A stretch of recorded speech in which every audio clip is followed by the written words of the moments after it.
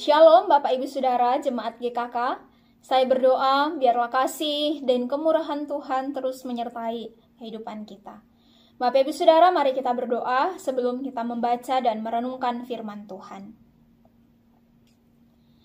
Ya Tuhan, terima kasih untuk segala sesuatu yang Tuhan izinkan kami alami sampai hari ini. Baik itu hal-hal yang menyenangkan maupun terkadang hal-hal yang tidak menyenangkan. Kami bersyukur karena melalui setiap pengalaman hidup, kami ditolong untuk boleh semakin mengenal Tuhan. Tuhan, saat ini kami mengkhususkan waktu, kami mau mendengarkan firman Tuhan, sekali lagi mendengarkan Tuhan berbicara kepada kami.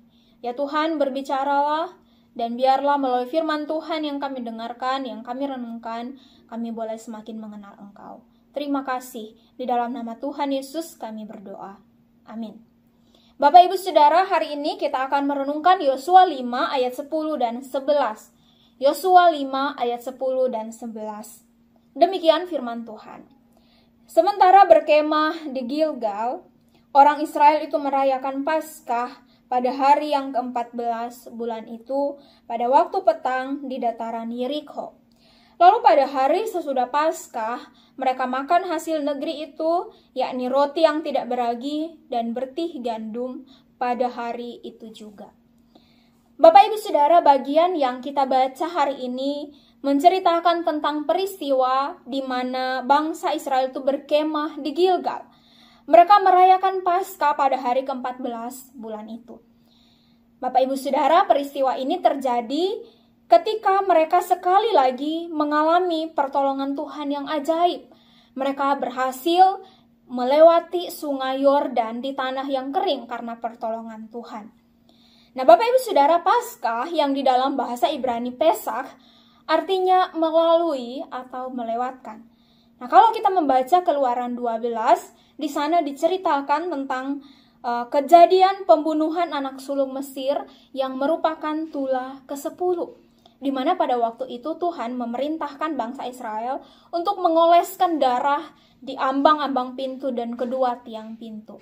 Ketika Tuhan melihat ada darah yang dioleskan di ambang dan kedua tiang pintu, maka Tuhan akan melewatkan rumah itu. Tetapi sebaliknya, ketika tidak ada darah di ambang pintu dan kedua tiang pintu, maka kematian anak sulung itu akan terjadi. Bapak Ibu Saudara, malam itu di Mesir terjadi ratap tangis yang begitu menyayat hati. Semua orang tua Mesir meratapi kematian anaknya yang sulung.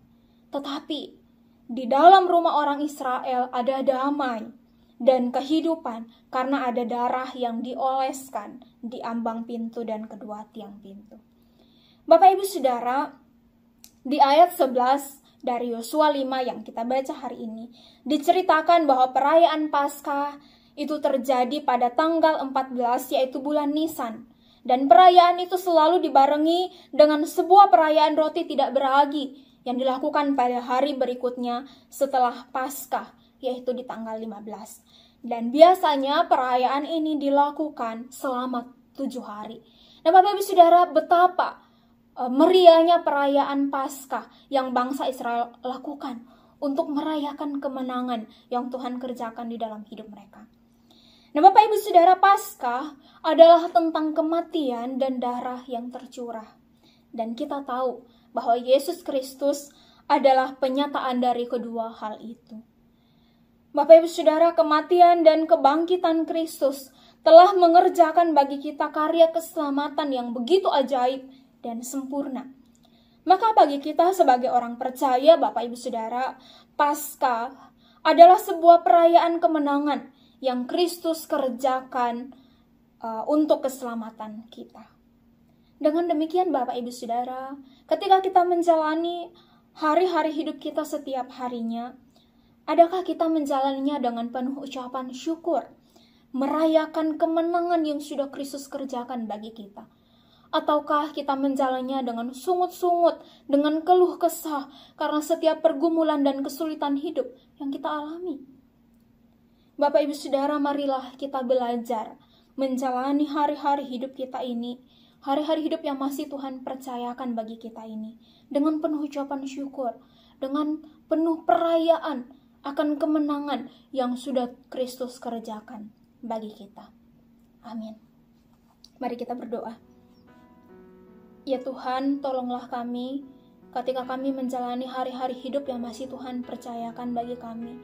Kami boleh terus menjalaninya dengan penuh ucapan syukur, merayakan kemenangan yang Kristus berikan, yang Kristus kerjakan bagi kami melalui kematian dan kebangkitan-Mu. Tolonglah kami Tuhan untuk terus mengarahkan pandangan kami kepada pengorbanan Kristus yang sempurna itu, dan berhenti menangisi setiap kesulitan pergumulan hidup yang kami alami. Karena kami percaya Tuhan ada bagi kami. Tuhan menolong kami ketika kami menjalani hari-hari hidup kami dengan begitu banyak pergumulan yang kami alami. Terima kasih untuk firman-Mu yang mengingatkan kami tentang pengorbanan-Mu bagi kami Tuhan. Di dalam nama Tuhan Yesus kami berdoa.